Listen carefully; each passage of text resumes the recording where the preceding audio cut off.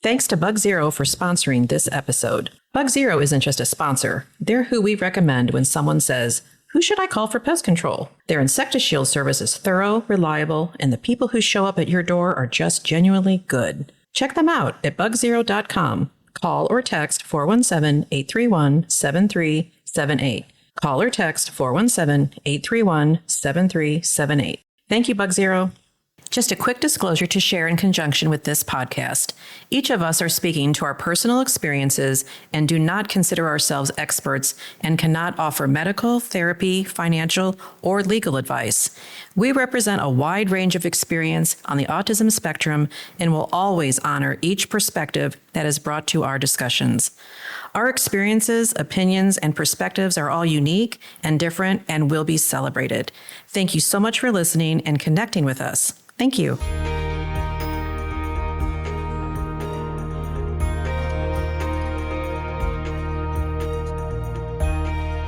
Welcome to Navigating Adult Autism. We are just a bunch of moms with a lot of perspectives, a lot of opinions, and a lot of experience. We appreciate you listening. In case you haven't heard, the Missouri state legislation has proposed cuts for self-directed services, and that is what we are discussing. Hi, everybody. We are talking about the proposed cuts of self-directed services. And for those of you that don't know what self-directed services are, I'm not even that familiar with some of them. So we are going to be educated about what self-directed services are and what is being cut. So, Elizabeth, John, what was your great question to Elizabeth? How does it affect? Yeah, what does it look like? Yeah. I mean, because this is going to impact you personally. Self-directed services. So when we're talking about different funding sources, so of course my boys are 20 and 23, and we had looked at different programs, and we've used this throughout the years where self-directed services that we use are for staffing, right? So a DSP, direct support professional, PA, personal assistant, whatever you call it, someone that comes and works with my son. So we, through our support coordinator, the funding comes through the Department of Mental Health. We applied for a waiver. And so a waiver, which is so funny, everybody, those names, Can you explain a waiver again? Yeah. Waivers make it sound like something's being waived, that something's, being removed, something. But a waiver is money that's allowed, is put into a budget that you can spend in certain ways. So through our waiver, which is a community waiver. Community-based waiver. Okay. That's where we operate our self-directed through. But in a lot of, in some of the others, you can do, one of the options that you can have is to choose to do self-directed services, self-directed support. So SDS, right? So that's where for us, and I know Heather uses some of those too, is that we have a certain amount of budget. When we apply, we talk about, this is how many hours we need, that each son would need support during the week. So Chase is going to look a lot different than Nathan. Chase is going to be a lot of, learning skills in the community. So it's a home and community-based waiver. His is going to be learning. So today we went to the bank and he dropped off his cloak for dry cleaning because he's going to Comic-Con with his sisters and they go as the four hobbits. Yeah. Cute. If you've seen the kids, he's the one that's gotten into the Entwater because all his sisters are under 5 feet. He kind of towers over them. Oh. But, that's what those, a lot of what his are, time management. So it's goal-based. So when we received this funding, we have to set up that plan. So what is that plan? He's got to be working towards something as part of it, goal-based, and then the other part is care. So it can be, if he, for Nathan, he needs more care. He has goals, and he has quite a few goals, but a lot of it, too, part of it can be for care. So help with the laundry, help with things that pertain to him. It's not a house cleaner. It's not somebody come clean your house, but it can help them with their learning chores and their living space, things that affect them. So if you help them, if a goal is to learn how to cook, fry hamburger, then part of that can also be cleaning up the mess. Okay. So you're support person comes in with both of the boys into your home? So yeah, we have a variety of support care workers. So with self-directed, so if it's not self-directed, you have a provider that will send people in. They'll kind of vet them, hire them, like the train HR. them. I always think, and that's why I didn't do direct services, because I didn't want the worry and kind of the burden of, because I didn't know anyone right then that could be a good candidate to work with Zachary. So I chose a provider because I know they have an HR department. And they're doing background checks. I didn't want to be my own HR. Does that make sense? Sure. And I didn't want to go hunting for people because I didn't think I had a resource of people that I thought I could kind of find. Yeah. That's and we've done both. Yeah. Okay. You've done both. But now, Elizabeth, you're the self-directed where you're being able to pick and you're out going to find the people that are working with them. And it started that way where I was the designated rep. So that person does all that stuff Heather just talked about, but they don't get paid for it. Okay. It's, it's just part of the way. Fun, free jobs. Yes. Yeah. It's just the way it works. But, you can hire, you set up all the timing, and that's the designated rep. So right now, if you're the designated rep, you cannot also be an employee. So there's a little difference and it gets a little muddy. And I don't know if we want to go over all the ins and outs. But, there's somebody that takes care of that. There's a third party that does payroll. Yay. Because that would be a little above and beyond for families to have to. So there is a third party and they're getting ready to change it again. Did you hear? Yeah. It's going from one that starts with an A to one that starts with a P. So I don't know if we want to say any of those names, but so we get to change and relearn all those systems. But staff.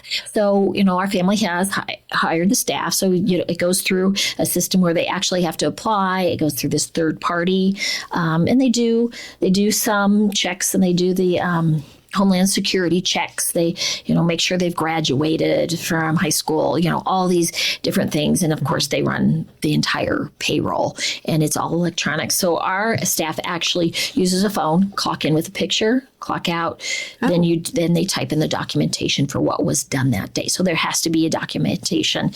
You have to touch on those goals. Not every shift has to cover any or all goals, but and at the end of the month, that designated rep writes a report, looks through all that documentation to make sure that things are being done. So this is serious. It's not like, let's give families a bunch of money they can figure out how to spend it.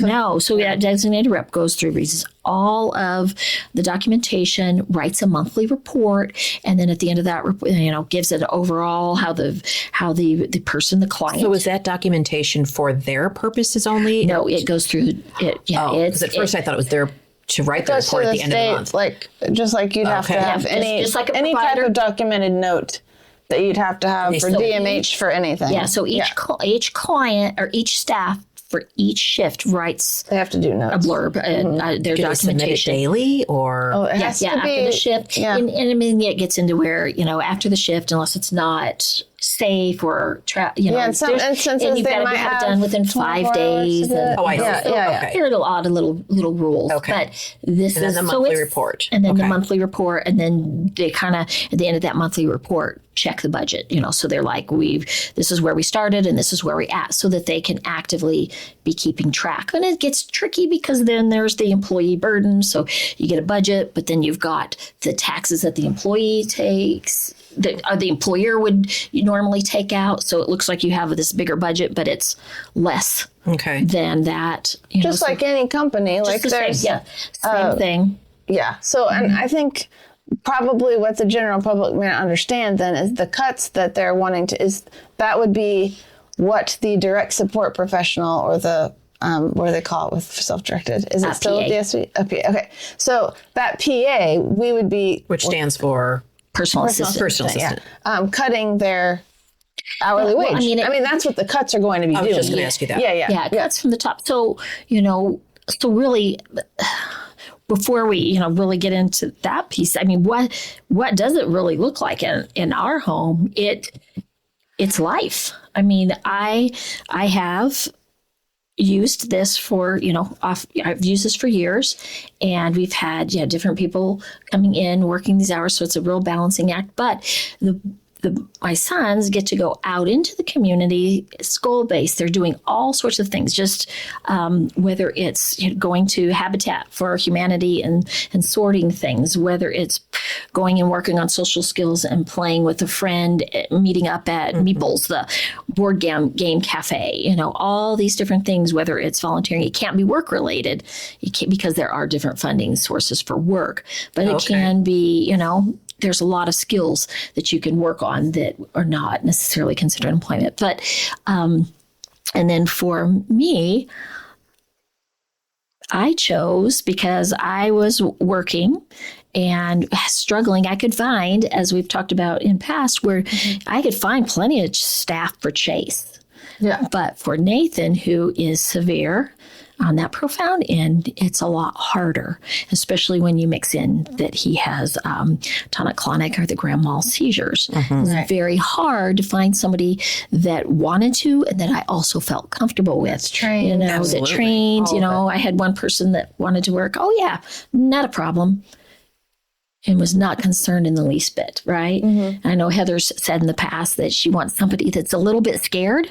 Yeah. Because then they get it and they understand they're taking it serious. Right. I had one that she wasn't even worried about doing any training. She, and didn't really even have a background. Yeah. So I chose to give up my career because I was spending my days telling other people to do, teaching them, giving them resources of things that I wasn't doing myself because I was busy working, right? So I made that choice. And at that point, it was a financially responsible thing to do because, I could make a decent wage, right? Because I still have bills. Our family has bills. We still have a life. We still have, cars that bring cars. Yes. Yeah, nothing changes. There's no other source of income. So when I step away, growth, some of that growth that I could do is gone. And so I step away and I take role, and we've been doing this. I've been doing this, I think, for over a year now, and it's been fabulous. But when you're working self-directed, let's kind of get back into that nitty gritty of the payment. There's a per hour amount in the budget you're given. Okay. Then you minus off that employer burden. Then you minus off whatever the person pays in taxes. Then you minus off the fact that there's no benefits, there's no retirement, there's no days, no PTO, no paid days off, and you're using your own car, and it's community-based, so you're using your own gas, and you're going into the community and doing things. And if you're taking them to get a donut and you want a donut too, you're going to buy your donut. You're spending money because otherwise, if you're not doing those things, you're not really even participating. You become a spectator in a job that you're supposed to be working with somebody. If you're taking them to work on their skills to buy their chicken nuggets and you just sit there and watch them eat, I mean, you miss out on a lot of opportunities. It's awkward. It's not the natural way to do things, right? So they're spending money on top of that. So years ago, there was a big push. When I first started, the max I think you could pay was $12 an hour.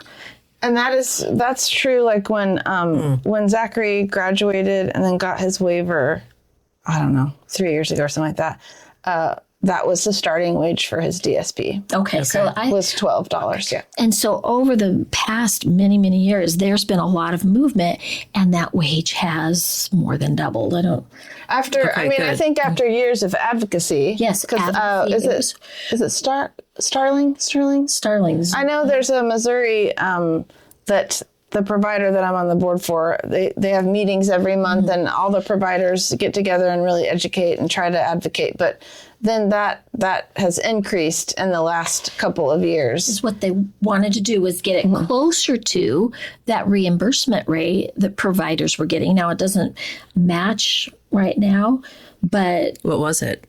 Is there a set? What is it? So right now. Sorry, Dawn, go ahead. No, so the reimbursement rate for Heather's waiver was more So it's just the reimbursement rate is like DMH paying a provider, like the reimbursement rate for the hours and the hours. support hours. Does that make sense? So per hour now is the max is 33. But you can't pay somebody more than 29. They're not making $33. They're not making. Yeah. So the maximum, because you don't want to bring somebody in and pay them the max to begin with, and not everybody has the experience that that's only maybe yours that have been with you for a long time, maybe have a little extra and they've worked up to that. So then, that's that pay, but then you minus all of their taxes, then you minus the fact that there's zero benefits, no transportation reimbursement. So, but with all that, it was still a living wage, right? It was still, for me, it was still a good choice. I could still rationalize that we could make it financially. Okay. So the cuts that are coming are going to decrease that by 30%. Oh. So when you start taking everything in, the max reimbursement rate isn't quite 27, but then the take home's 22.88, but then you minus all of that stuff. So basically it gets into an average of between $17 and $18 that PA is. Because even for a provider, like if you work for a provider, so Abby's, Zachary's DSP, and I can say this because they all make the same wage. So if anybody's working for a provider as a DSP, whether it's, anywhere in our town, because they level up the same, it's $22 now. Okay. But the concept, though, to remember is that it was 12 2 years ago. And so think about what type of professional could work for $12 an hour for very long. Right. And a tough job, right? So basically what was happening is the turnover rate was awful, which definitely does not help our adult children have progress when they have constant new people trying to be in, and the training is, they don't have the familiarity with the adult person. And so there were all sorts of bad things about that. If you could even get them. Someone. Yeah. Right. But once like Chick-fil-A, right, started paying $20 and $22 an hour, then where are you at? I mean, so I think that's where legislatively we finally got some resources to up that pay. But now what we're saying is they're decreasing that pay by 30%. Because they're saying, okay, well, we've looked at this one report, and it says, the average for DSP is $19 an hour. So we're actually paying much more is kind of what we're being told. But we're like that, for one thing, that average.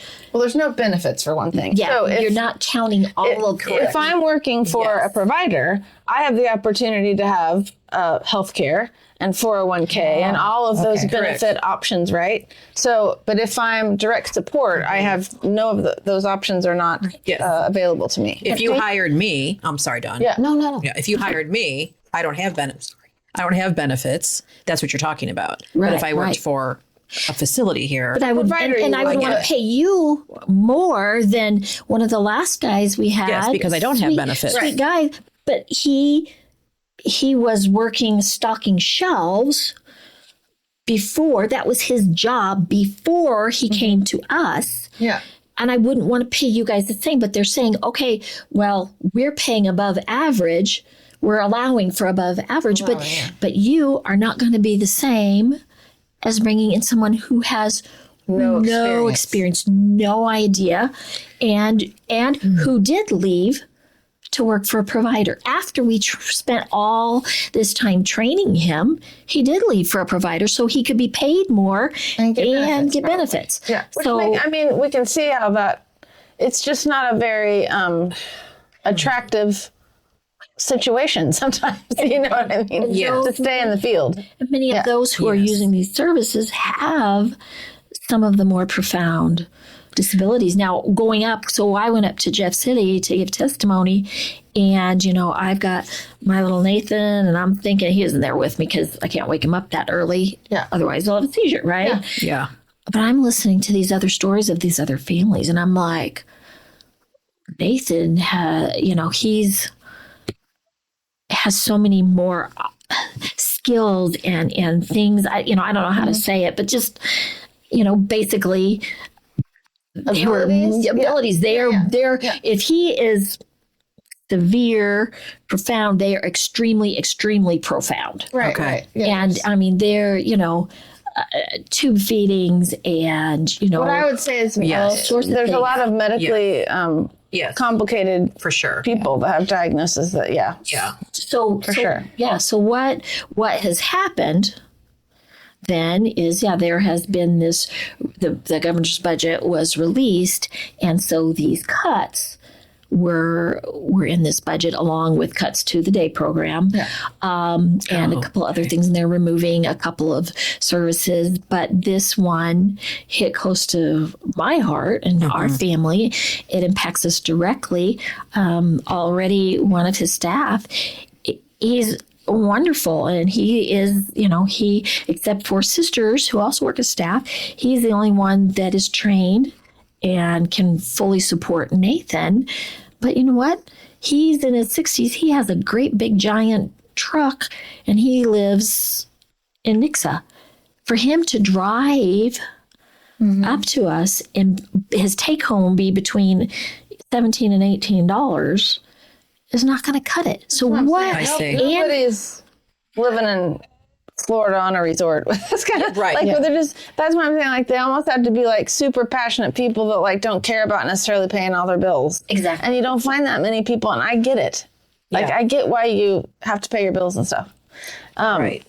But there was conversation that, that I had, I mean, I'm just listening because but the concept that the government's thinking maybe, that they're paying too much. But the thing is, this model, right, since institutions and that kind of stuff, like, I'm pretty sure they're saving money doing it this way. Yeah. Right. And Yeah. and they're a lot more humane for the individual with a disability, which should be our top priority in the first place. So. And that's really, the efforts have gone from showing the humane part, to it's budget friendly. This is budget friendly. The cuts are going to cause an extreme crisis, because years ago, before the rates went up, we were in not just a direct support professional shortage. We were in a crisis. Yeah. The crisis, there's always going to be somewhat of a shortage. Yeah. The crisis has been averted.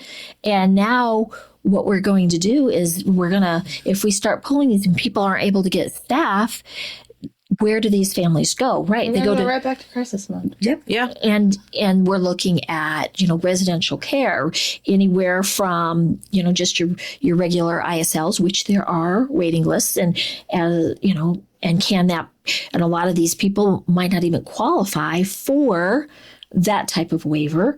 If they can't get into there, then we're looking at state with this, this being able But to any of that, support the it through dollar amount is so much higher. That's what If people you're don't gonna- understand. If you're going to do kind of that spend way more state money. residential, it gets up to $600,000, right? Yeah.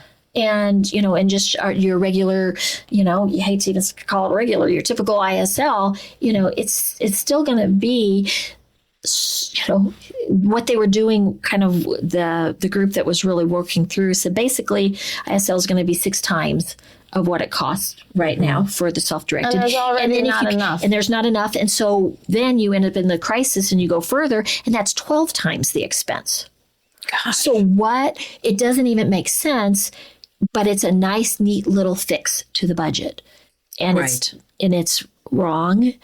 It's not fiscally responsible. And, because the changes that we've seen over the last few years, it used to be nobody was doing this, right? Yeah. And now so many families are doing this that it's gaining speed. Instead of families, working as a family advocate before, getting all these families crying and calling and just crying, what do we do? I have to let my child go. I can't do this anymore. I can't work. I can't function. We can't support them. We can't take care of them. And to now where families are actually able to do something to support it. So that's going to push that date out, that age, that year, whatever it is, for that supported living till the parents maybe start to age a little bit more, not right out of high school or in their early 20s. There are so many programs and different things that can be utilized to still have a fulfilling life. The models shifting. Or just to be able to have a career, because a 2-income home, Yes. going from a 2-income home to 1 income is devastating. disastrous for most people, right? I mean, and So that impacts in the most budget cases. more, because then you're going to have some families that aren't going to be able to do it without assistance. Right. Right. Which is going to be, the government's going to have to fund that, so they might as well just keep this. So it doesn't. So it doesn't. They make might as well have sense. good quality care. Yeah, there's been great response from the House. So, looking at, you can kind of go through all those, recommendation amendments and line item this and line. So they are showing very, just a good support of the families as being opposed to those cuts. Next is the Senate. So to kind of follow up and to watch this, there's a Missouri Self-Directed Supports Organization, and their website is mosds.org. And so to learn more and to watch and find out what you can do, it's laid out amazing, gives you steps, gives you up to date. And there is a Facebook page, and the Facebook page was previously used for families and professionals to connect with one another, so that they could, as well as those clients that, maybe could help with, doing a little bit of directing. And, because one thing with self-directed staff is those clients, those people can't have input, can have some pretty good input on who they want to take care of them, if they're able. But the Facebook page is 417 Self-Directed Services. And so a lot of the activity, a lot of the different things, you'll be able to see what's going on. So if everything goes, the changes will happen in July. So So the actual change will be July. Yeah, so the vote will be for 4, but if it goes through, we'll see it impact the budget in July. Was there a big turnout in Jeff City? Yeah. Was there? Yeah. Good. Yeah. There was Good. a lot of people. Good. A lot of people. Don, do you have a question? Because I feel bad I interrupted you earlier. I'm sorry. And She's blown away with that's right. Yeah. I'm sorry.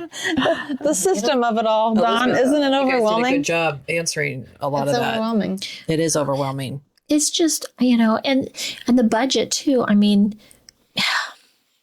it can be, if your child only needs 6 hours a week. Yeah. That's what you're going to get. If they need, there's a limit. It's, 48,000, but you can make an amendment if you need more for the community waiver, self-directed. It's 40 something. And actually 48. Zachary was already cut this year. We had to cut, just saying, we had to cut employment hours.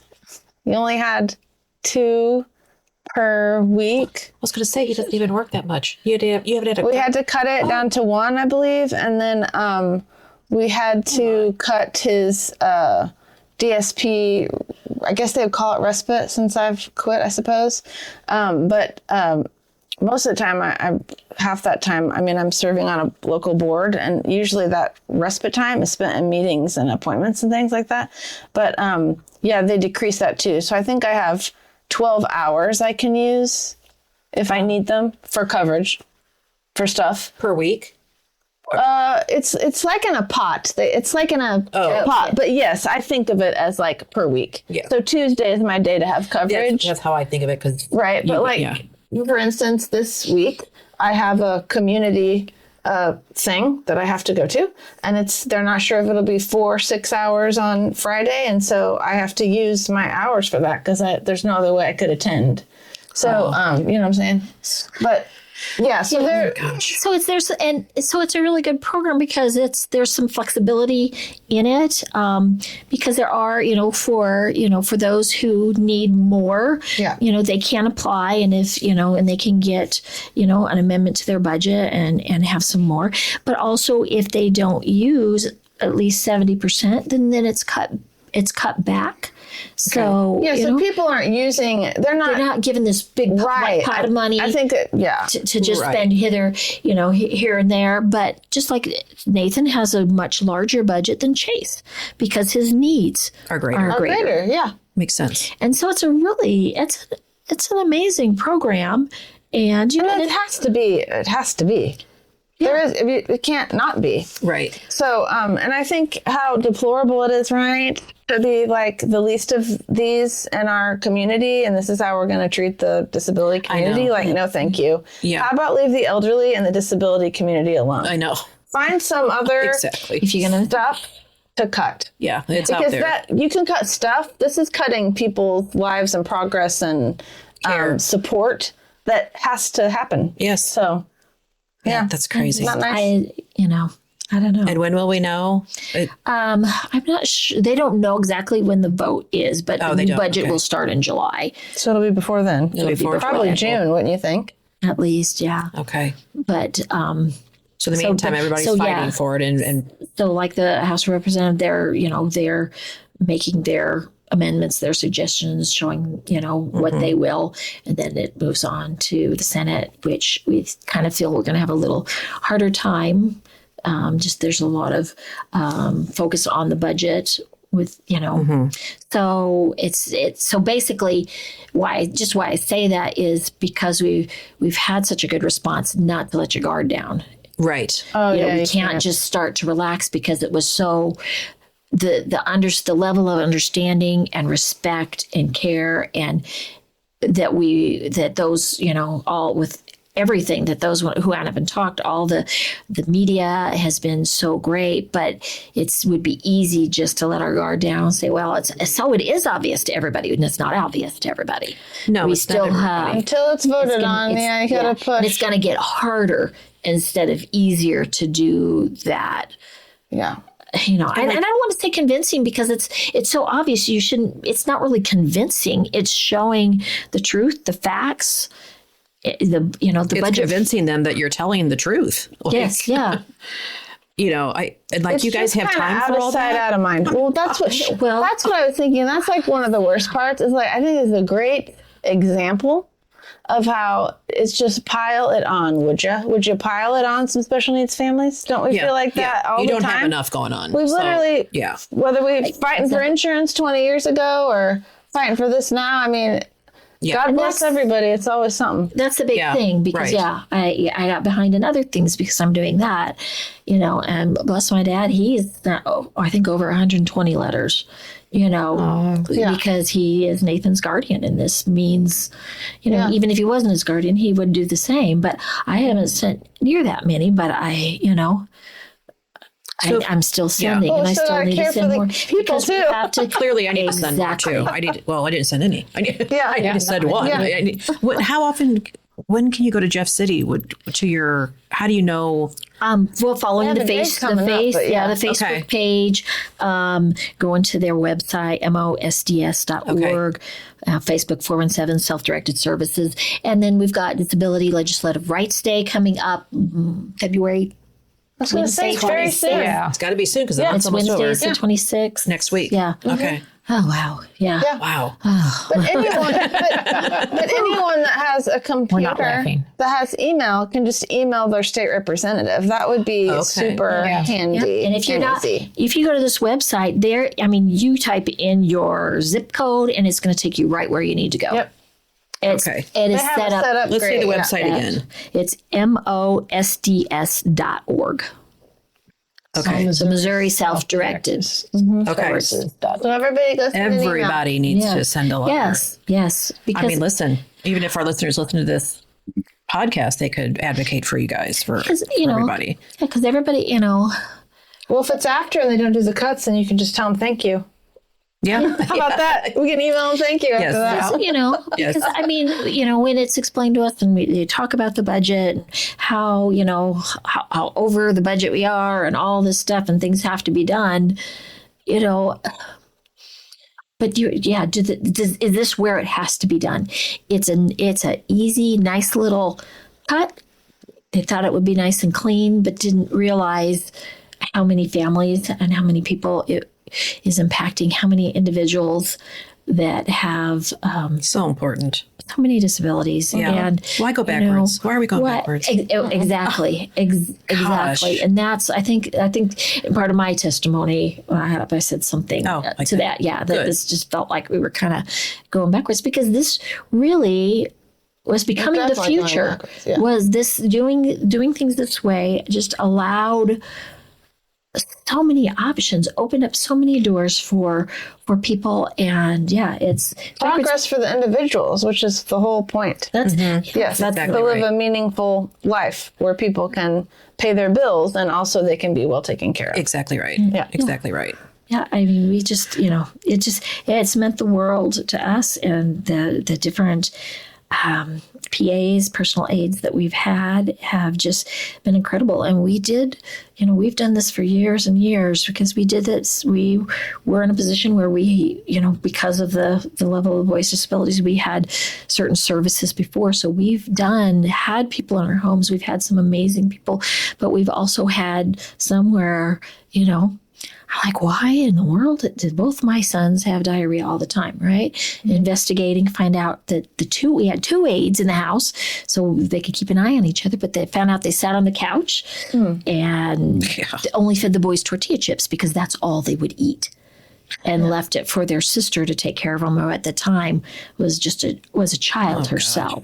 And, That's the awful. quality of care has to be paramount for. And not Absolutely. everyone has the high quality of care that they're giving people. So Right. And we have find the had good some ones.